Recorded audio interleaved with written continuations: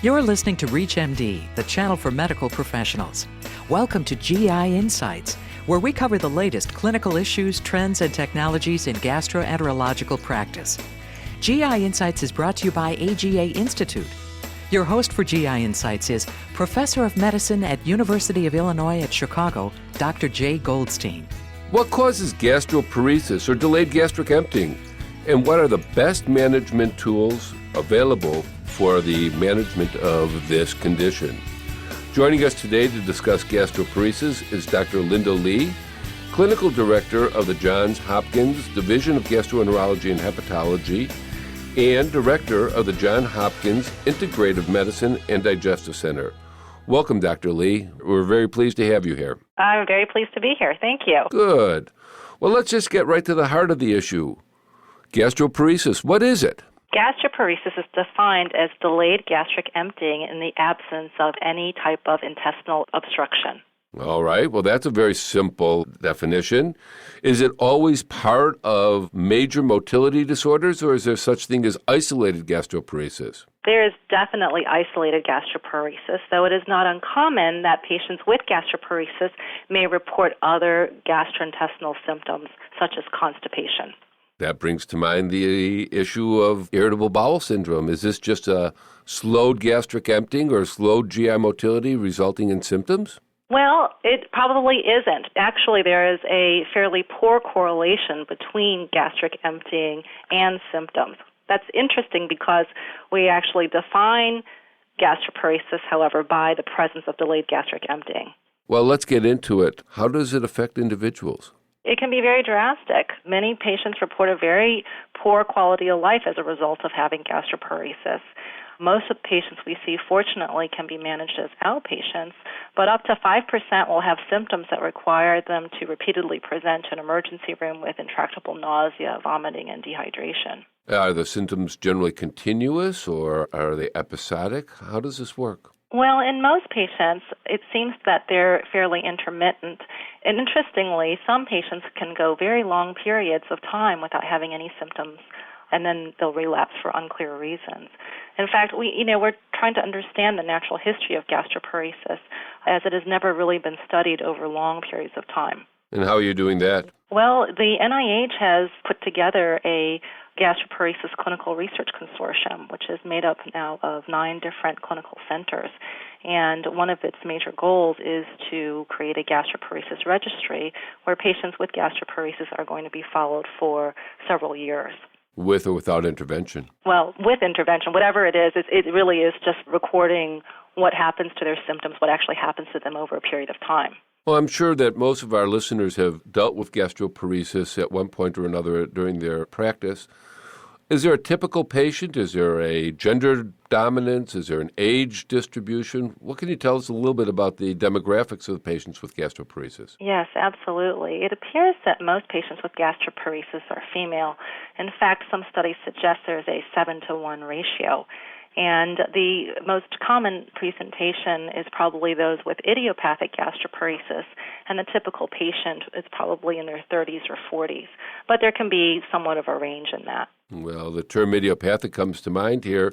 If it's idiopathic, we generally mean that we've ruled out other causes. When will gastroparesis be attributable to other disease states? Well, the most common cause that can be identified typically is longstanding diabetes. But we also can see gastroparesis in a number of other settings, including the post-surgical patient. This is a person who's had surgery, for example, for peptic ulcer disease. We may also see it in people with collagen vascular disease or Parkinson's disease, and also in people who have intestinal pseudoobstruction. But by far the largest group, it appears, are those patients who have idiopathic, where we are unable to identify a systemic problem to explain why they have gastroparesis. This 7-to-1 ratio that you mentioned, that applies to the idiopathic or to all forms? Most of the diseases you mentioned have equal gender distribution. Yes, it appears to be, well, at least in idiopathic and diabetic, that it is definitely female predominant. And diabetic. So women with diabetes are more likely to get gastroparesis than men with diabetes. It seems so, for reasons that are unclear. Why women seem to have a propensity for this is unknown. Just review why people with diabetes might even get the gastroparesis.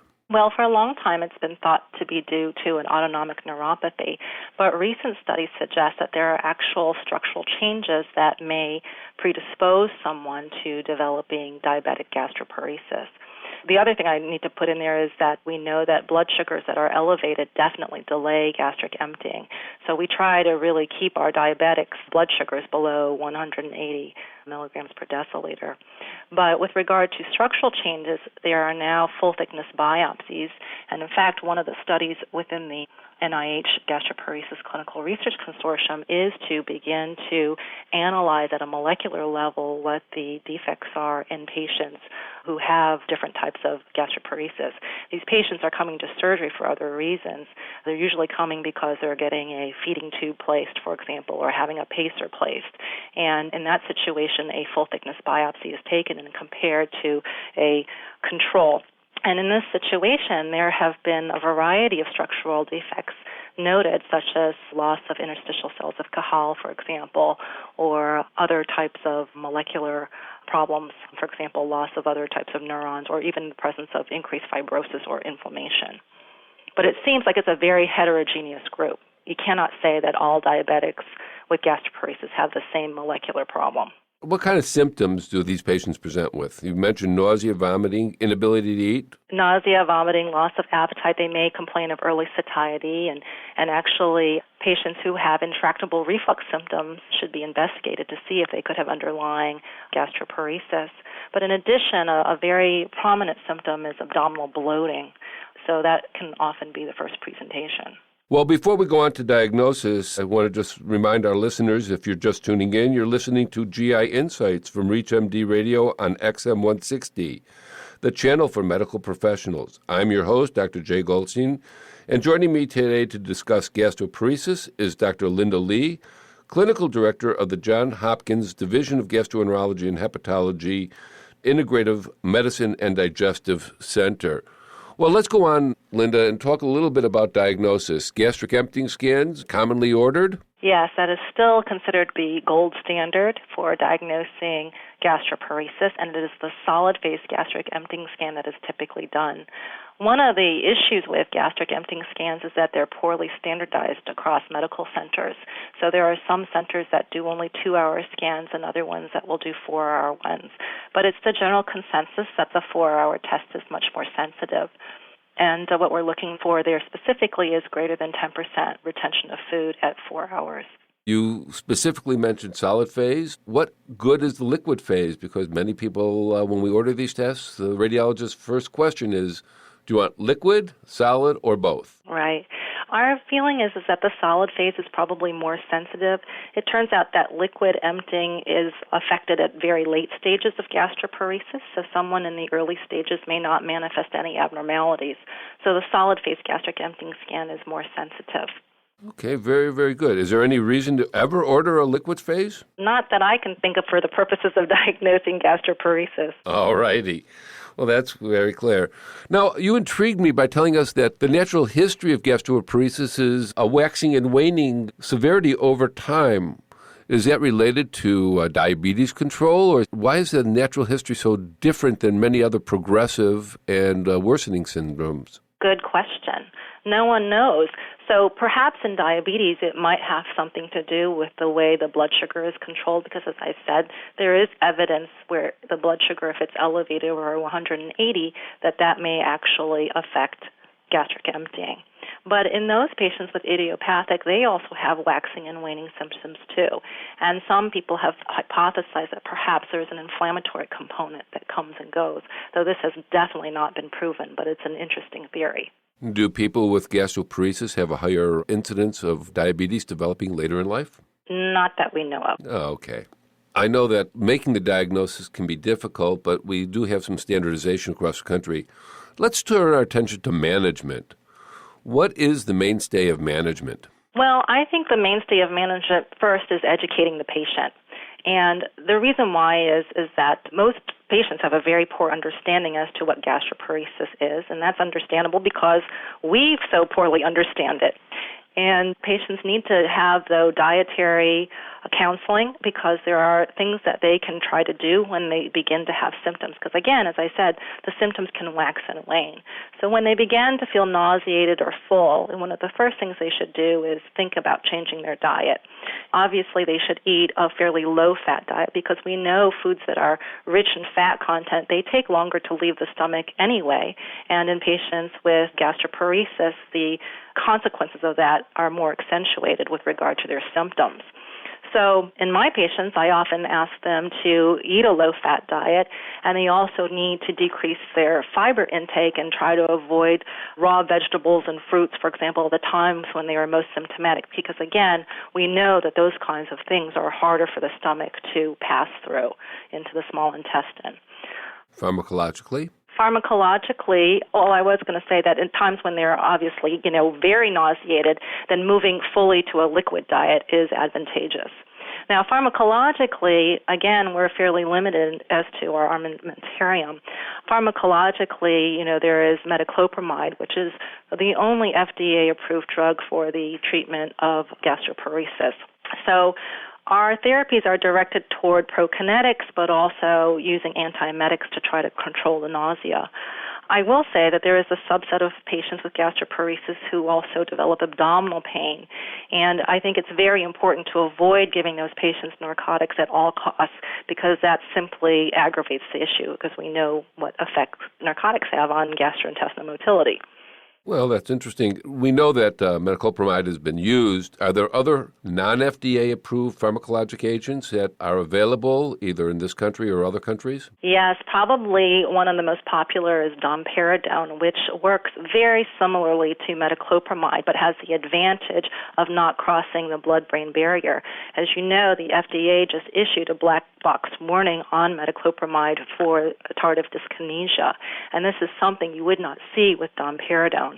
Domperidone is available in 58 countries in the world, and in many countries you do not even need to have a prescription to get it.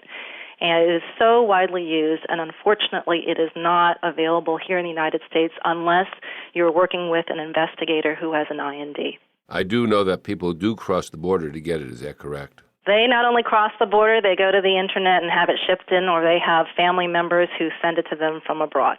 As long as we're talking about side effects of these medications, what other side effects do we worry about with metoclopramide? Well, there's the tardive dyskinesia that can occur with longer-term use. In fact, there are some studies that suggest maybe 20% of patients after using it for 3 months may be affected by this. Acute dystonic reactions can occur in up to about 6% of patients within 48 hours of starting it. And just in general, I have patients who complain that it makes them too sleepy to the point that they aren't able to function during the day. And so in those situations, I try to just simply cut back on the dose during the day. So instead of the usual 10 or even as high as 20 milligrams before each meal, I may suggest trying 5 milligrams. Do you generally start at 10 to 20, or do you build up in most patients? It depends on the severity of their symptoms. Often I will either pick 5 milligrams QAC and perhaps QHS and maybe go as high as 10.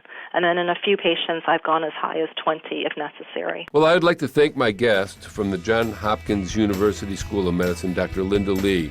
Dr. Lee, I truly thank you very much for being an expert here today and being our guest on GI Insights. Thank you very much. Thank you for having me. You've been listening to GI Insights on ReachMD XM160, the channel for medical professionals. GI Insights is brought to you by AGA Institute. For additional information on this program and on-demand podcasts, visit us at reachmd.com and use promo code AGA. Update your clinical knowledge and improve your delivery of patient care by registering for the 2010 AGA Clinical Congress. By attending, you'll learn from renowned experts in the field who will address the most relevant clinical issues in gastroenterology and hepatology. The Congress will be in Las Vegas January 15th and 16th, with an optional add-on sedation course January 17th. Bring your nurse and attend this team-based course to obtain the essential information and hands-on training to safely and effectively administer sedation for GI procedures. Learn more and register today at www.gastro.org/clinical congress. The American Gastroenterological Association is the trusted voice of the GI community. Our membership has grown to include 17,000 members from around the globe who are involved in all aspects of the science, practice, and advancement of gastroenterology. Discover what the AGA could mean to you. Visit www.gastro.org.